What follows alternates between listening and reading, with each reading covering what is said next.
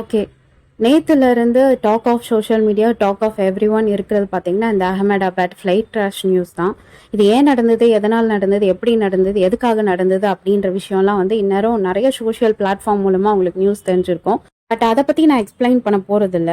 இந்த விஷயம்லாம் வந்து கோ த்ரூ பண்ணிட்டு இருக்கும்போதே எனக்கு இந்த மீம் வந்து ஸ்ட்ரைக் ஆச்சு. எனக்கு அந்த இன்சிடென்ட்ட விட இந்த மீம பார்த்தோனே தான் வந்து ஒரு மாதிரி ஒரு இம்பாக்ட் எனக்கு கிரியேட் ஆச்சு. ஸோ அத பத்தி தான் நான் ஷேர் பண்ண போறேன். இந்த மீம்ல சொன்ன மாரி லைஃப் வந்து ஒரு அன்பிரெடிக்டபிள் தான். ரீசெண்டா நடக்கிற நெறைய விஷயத்த நம்ம பார்க்கும்போது, ஆமா உண்மையாவே லைஃப் இஸ் சோ அன்பிரெடிக்டபிள் தான்ல அப்படின்னு தோணுது. பெஹல்காம் அட்டாக் நீங்க பார்த்துக்கிட்டீங்கன்னா, வெக்கேஷனுக்கு போன இடத்துல வந்து ஒரு காமனஸ டெரரிஸ்ட் வந்து அட்டாக் பண்ணியிருக்காங்க.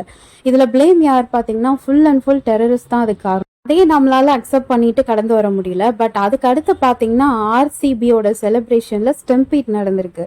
இது எப்புட்றா அப்படின்ட்டு இருக்கும்போது, இதுல வந்து ப்ளேம் வந்து நீங்க பிளானர்ஸ சொல்லுவீங்களா? இல்ல பப்ளிக்க சொல்லுவீங்களா? பப்ளிக் தான் வந்து அந்த அளவுக்கு ரேஷா பண்ணியிருக்காங்க அப்படின்னு நீங்க சொல்லுவீங்களா? ஸோ எனிவேஸ் இந்த அளவுக்கு வந்து ஒரு செலிப்ரேஷன் இருக்கும்னு தெரியாம இந்த பிளானர்ஸ் தான் அப்படி பண்ணிட்டாங்கன்ட்டு ப்ளேம் நீங்க அவங்கள குடுக்கலாம். அத விட்டு கடந்து போலாம் அப்படின்னு நினைக்கும்போது, அகைன் நேத்து இந்த இன்சிடென்ட். ஜஸ்ட் ஹேப்பியா அவங்களோட ட்ரீம்ஸ எடுத்துக்கிட்டு அவங்க டிராவல் பண்ண ஸ்டார்ட் ஆயி கொஞ்ச நேரத்துல நடந்த இந்த இன்சிடென்ட். சரி இதுதான் ஒரு பெரிய ட்ராஜடின்னு பார்த்தீங்கன்னா, இதுக்கும் மேல ஒரு ட்ராஜடி வந்து இந்த ஃப்ளைட் போய் கிராஷ் ஆன இடம் பார்த்தீங்கன்னா, ஒரு ஹாஸ்டல் டைனிங் ஏரியா. லஞ்ச் சாப்பிட்டுட்டு இருக்க பசங்க அங்க இல்ல, இந்த பேசஞ்சர்ஸ் கூட சேர்ந்து. இப்படி ஒரு ஒரு விஷயம் நம்மள கிட்ட நடக்கும்போதும், இவங்க தான் அதுக்கு காரணம், அவங்க தான் அதுக்கு காரணம். ஜஸ்ட் ப்ளேம் மட்டும் ஈஸியா கேஷுவலா போட்டுர்றோம். இந்த 2 நாளா வந்து எனக்கு தெரிஞ்சு அதான் நடந்துட்டு இருக்கு. இது இன்ஜின் ஃபால்ட்டா, இல்ல பைலட் ஃபால்ட்டா, இல்ல யாரோட ஃபால்ட்டுன்ட்டு அத பத்தி தான் பேசிட்டு இருக்கோமே தவிர, வாட் அபௌட் த விக்டிம்? இங்க வந்து விக்டிம் யாருங்க? விக்டிம் என்ன தப்பு பண்ணாங்க? ஏன் அவங்களுக்கு இப்படி நடந்தது? அப்படின்ட்டு நெறைய கன்ஃப்யூஷன்ஸ் வருதுல்ல. சில விஷயம் நடக்கும்போதெல்லாம் இஸ் தேர் அ காட் அப்படின்லாம் கேட்க தோணுது. அதுவும் இந்த விஷயம் வந்து உண்மையாவே வந்து hits me is there really a God? என்னதான் பண்றாரு காட் இருந்துட்டு இதெல்லாம் பார்த்துட்டு அப்படின்னு தோணுது. சின்ன வயசுல வந்து நான் கேள்விப்பட்டிருக்கேன். மரணம் வந்து எதுக்குன்னா வந்து நம்ம பண்ற பாவத்துக்கு வந்து காட் குடுக்குற பனிஷ்மென்ட் அப்படின்னு நான் வந்து கேள்விப்பட்டிருக்கேன். இது எத்தன பேருக்கு இந்த விஷயம் வந்து தெரியும்னு தெரியல. பட் நான் கேட்டு வளர்ந்தது வந்து இந்த ஒரு விஷயம். பட் இங்க யாரோட சின் யாருக்கு டெட்டா முடிஞ்சது? எனக்கு ஒண்ணுமே புரியலங்க. ஒருத்தனோட சின் வந்து ஒருத்தவங்களுக்கு நடக்கணும்னா, அது வந்து அவனுக்கு மட்டும் தான் பாதிப்பு இருக்கணும்.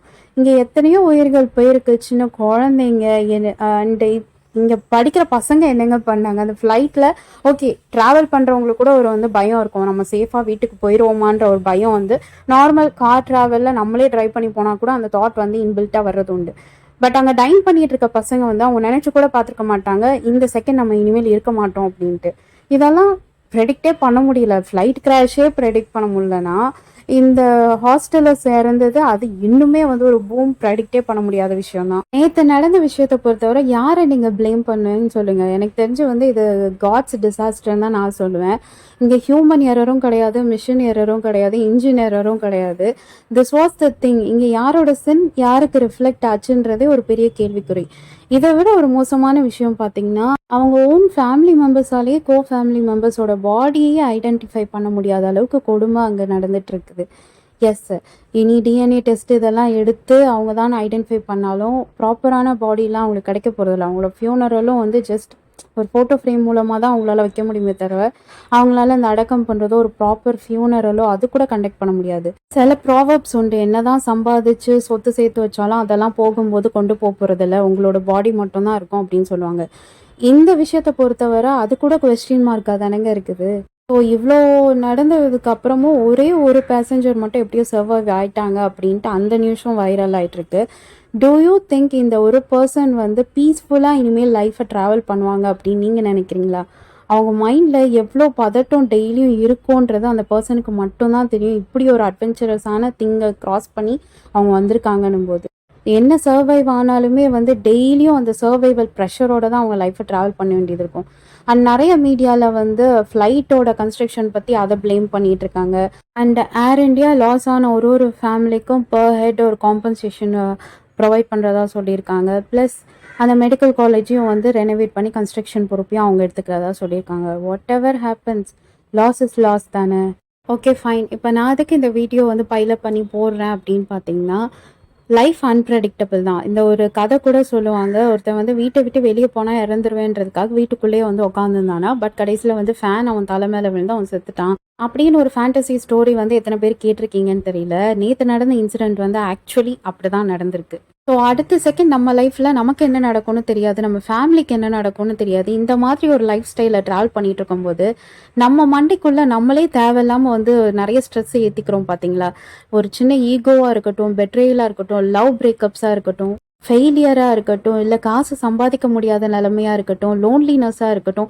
இந்த மாதிரி சின்ன சின்ன விஷயத்துக்கு வந்து எக்ஸ்ட்ரீம் லெவல் ஆஃப் லோன்லினஸ் நான் ஏன் இப்படி இருக்கேன்? எனக்கு ஏன் கடவுள் இவ்வளோலாம் பண்றாரு அப்படின்னு நினச்சிட்டு நம்மளே நம்மள ஃப்ரஸ்ட்ரேட் பண்ணி உட்காந்துக்கிறோமே. என்னால இந்த லைஃப்ப வாழவே முடியாது. என்ன சூசைட் பண்ணிக்கலாம் போல தோணுது அப்படின்லாம் வேற தேவையில்லாத சின்ன சின்ன விஷயத்துக்கெல்லாம் யோசிக்கும்போது, ஏதோ ஒரு மிஸ் அண்டர்ஸ்டாண்டிங் ஒரு சின்ன ஈகோனால ஃபேமிலி கிட்டயே வந்து சண்டை போட்டு பேசாம இருந்து பிரிஞ்சு போறது. நீ பெரியவனா, நான் பெரியவனா அப்படின்ற சண்டையில வந்து ஹஸ்பண்ட் அண்ட் ஒய்ஃபுக்குள்ளேயே வந்து பேசாம போறது, பேரண்ட்ஸை விட்டுட்டு போறது, ஏர்ன் பண்ணணும்ன்ட்டு ஃபேமிலியை டேக் கேர் பண்ணாம கிட்ஸை கவனிக்காம போறது, உலகத்துல இருக்க எல்லா கவலையும் என் கடவுளே என் தலைக்கு மட்டும் கொடுக்குற அப்படின்ட்டு கடவுளை போட்டு திட்டிட்டு இருக்குது. இந்த மாதிரி எவ்வளவோ விஷயம் வந்து நமக்கு மட்டும்தான் நடக்குதா அப்படின்னு நினச்சிட்டு இருக்கோம். இப்போ நடக்கிறதெல்லாம் யோசிச்சு பாருங்க. Do you think this hits more than that அப்படின்னு யோசிச்சு பாருங்க. ஒரு பக்கம் நீட் பாஸ் பண்ணவே முடியலையேன்னு சூசைட் பண்ணுற பசங்களும் இருக்காங்க. ஆன் தி அதர் சைட் நேற்று நடக்கிறது பார்த்தீங்கன்னா, நல்லா நீட்டு பாஸ் பண்ணி படிக்கணும், டாக்டர் ஆகணும்னு கனவோடு இருந்த பசங்க அவங்க இல்லை. ஸோ எனக்கு மட்டும் ஏன்டா லைஃபு அப்படின்னு நீங்கள் நினச்சிட்டு இருப்பீங்க. பட் அங்கே ஃப்ளைட்டில் போனவங்களும் அந்த படித்த பசங்களுக்கும் அவங்களுக்கு வந்து எவ்வளோ இது இருந்திருக்கும். அவங்களும் ஃப்ரஸ்ட்ரேஷனில் இருந்திருப்பாங்க, நல்லா இருக்கிறவங்களும் இருந்திருப்பாங்க. பட் அவங்க லைஃப் எங்கே போச்சு? All that is life YOLO தான். யூ லிவ் ஒன்லி ஒன்ஸ் தான். ஸோ அந்த சின்ன லைஃப் டைமில் வந்து அடுத்தவனை ஏமாற்றி பணம் சம்பாதிக்கிறோன்ற மோட்டிவில் வந்து பணம்ன்ட்டு அலைஞ்சிட்டு இல்லாமல், எனிவே அதையும் நம்ம கடைசி காலத்தில் கொண்டு போகிறதில்ல. அதை சேர்த்து வச்சாலும் நான் அதை அனுபவிக்க நாளைக்கு நம்ம இருப்போமான்னு தெரியாது. ஸோ கேஷோட மதிப்பு பார்த்தீங்கன்னா நீங்கள் இருக்கிற வரைக்கும் தான். நீங்கள் இல்லாத போது அது ஜஸ்ட் பேப்பர்னு ஆகிடும். ஸோ இந்த மாதிரி இன்சிடெண்ட்லாம் வந்து டே டு டே லைஃப்பில் நடக்கும்போது ஜஸ்ட்டு சோஷியல் மீடியாவில் ஷேர் பண்ணுறதோட விடாமல், ஐயோ கடவுளை ஏன் இப்படி பண்ணுற அப்படின்ட்டு கடவுளை ப்ளேம் பண்ணிட்டு இல்லாமல் ஒரு விஷயத்த மட்டும் நீங்கள் எப்போதும் ஞாபகம் வச்சுக்கோங்க. Tomorrow is always a question mark இப்போ உள்ள காலகட்டத்தில். ஸோ டுமாரோவுக்கு பிளான் பண்ணி எதுவும் நடக்க போகிறதில்ல, பிளான் பண்ணாமல் இருந்து எதுவும் நடக்க போகிறதில்ல. உங்கள் லைஃப்பை கொஞ்சம் ஹாப்பியாக லீட் பண்ண பாருங்கள். ஈவன் தோ உங்களுக்கு பேர்டன் இருந்தாலும் சரி, ஹர்ட்டிங்ஸ் இருந்தாலும் சரி, என் லைஃப் ஏன் இப்படி அப்படின்னு நீங்கள் அவ்வளோ ஃப்ரஸ்ட்ரேஷனில் இருந்தாலும் சரி, உங்கள் லைஃப்பில் நீங்களே நிறைய பாவத்தை சேர்த்து வச்சுருந்தாலும் சரி, நிறைய கஷ்டம் உங்களுக்கு இருந்தாலும் சரி, அது உங்கள் மூலமாக வந்திருக்கலாம், பக்கத்தில் இருக்கவங்க மூலமாகவும் வந்திருக்கலாம், ஃபேமிலி மூலமாகவும் வந்திருக்கலாம்.